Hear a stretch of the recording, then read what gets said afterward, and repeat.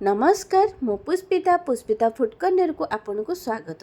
अंडारे तो आपण मैंने बहुत प्रकार रेसिपी बन खाई। आज चलतु रेस्टोरेंट भली पूरा ढाबा स्टाइल आम एटा बनइबा अंडार मसला जोटा कि गोटा रसुण दे एटा बनइबा। आउ देखुचंत केते बहलिया ग्रेवीटा बनीची। एई भलिया रेसिपीटी जानिबा केले भिडियोटी संपूर्ण देखापी अनुरोध रहा। चलतु तेज डेरी नक आज रेसिपीटी स्टार्ट करवा। ये देखो प्रथमे तो माने ये जो अंडा मसला प्रथमे 5 ରୁ 6टी अंडा को मु एमती गरम पानी में देदेली। आ 15 मिनट सिझापी आम मीडियम फ्लेम रे छाड़ीदबा। ये देखु आम कभर देदेबा माने कभर देकी एमती 15 मिनट आम छाड़ीदबा। 15 मिनट पर मु कभर खोलिकी देखो देखु अंडा अलरेडी आमर सिझी जाइए। ताकू ठंडा हाँवाई छाड़ा। तो ठंडा है पर आम तार खलपा को एमती बाहर करदबा। ये देखु सबुतक अंडार खलपा को बाहर कर आनिबा। आ भिडियोटी आरंभ करिया पूर्व मु गोटे कथा कहि रखुची कि मु क्षमा भी मागी नउची कहीं ना आगु को मोर किछिटा क्लिप आपण माने देखिया को पाइबे मिसिंग मु एडिटिंग कला बेले देखिया को पाइली। तो किसी असुविधा हे ना मुझे आपको कहीदेवी कौटी माने स्किप हो जाइए भिडियोटा।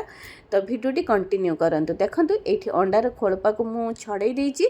तो यही अंडा को आम प्रथमे कौन करवा कुकिंग ऑयल 2 बड़ चामच नबा। से कढ़ई रे देदबा।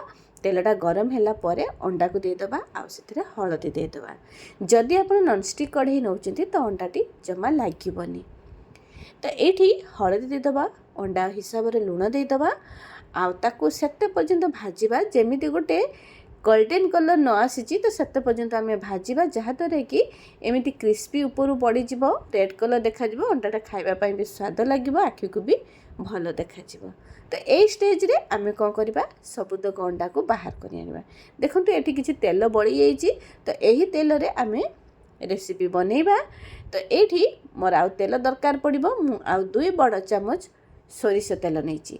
यही रेसिपीटा सोरिष तेल करेंगे बहुत बढ़िया टेस्ट रहिबो। तो यही तेल रे तेलटा गरम है पर गोटे छोट चामच मु चीनी देइची। चीनी दबा द्वारा माने तरकार टेस्ट बहुत बढ़िया आसता है कलर मध्य बढ़िया आसता है। तो ये चीनीटा जेमिति नाली नाली होकर ऊपर को उठी आसीबो। तो यही स्टेज रे आमे गोटा डालचीनी और गुजराती देदबा बढ़िया बास्ना आसब। ये 2टी माने पियाज को अधिक क्वांटिटी नेबे। मुझे 3टी मीडियम साइज पियाज को नहीं। रेसिपीटी जदि आपण मानकु भल लगता है प्लीज लाइक शेयर करदेवे। चैनल जदि नुआ थिबे तेबे सब्सक्राइब करदेवे। फेसबुक पेज रे देखुथिले फॉलो तो निश्चित करेंगे।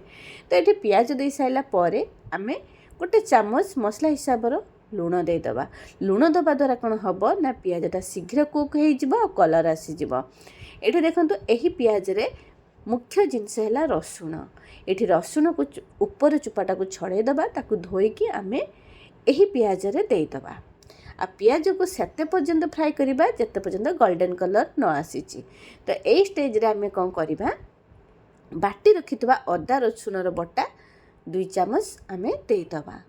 तो यही मसला को देके 1 ରୁ 2 मिनिट आम मीडियम फ्लेम रे कषिबा भल भाव में कषिबा। ये देखु 2टी मीडियम साइज टमाटो मु काटी रखी थी। तो यही टमाटो को आम देदबा।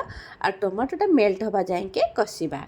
ता भीतर देखु नेक्स्ट मसला प्रिपेरेसन करदबा। ये देखु मुझे कही मो भिडियोटा स्किप हो जाए स्टेप रे गोटे स्किप हो जाए। तो गोटे गिना रे आम पानी नबा।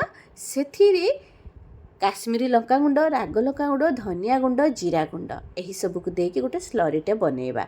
तो ये देखूँ ये भी गोटे स्टेप स्किप हो जाए। मसला जो कसुली तो मुझे जो कभर देती तो ये स्टेज रे मु से जो मसला रो स्लरी बनई थी जो लंका गुंडर स्लरीटा तो सेटा ये देकी मु कभर देती। आउ एमिटी दबा द्वारा कौन हम ना मसलाटा तलू लगनी आ कलर बढ़िया आसब। तो ये स्लरीटा को देके आम एमती 5 ରୁ 6 मिनिट मीडियम फ्लेम रे कषिबा। मझे 2 थर मु कभर देइथिली।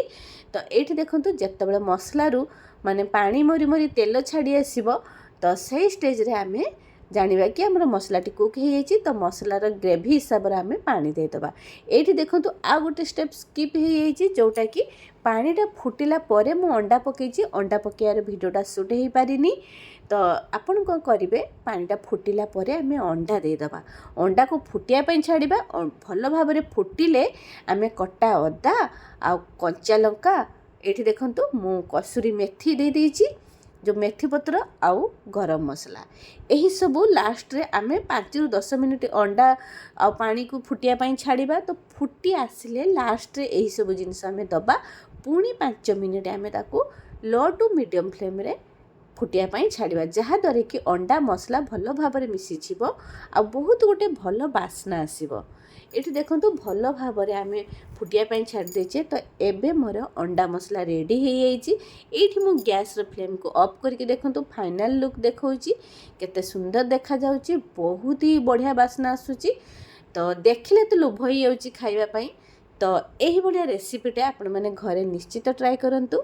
जदि भल लागु थाए ताहले फैमिली फ्रेंड मानक सहित शेयर करंतु। जदि अधिक भल लगुଥାଏ तार अनुभूति मो सहित कमेंट रे शेयर करंतु।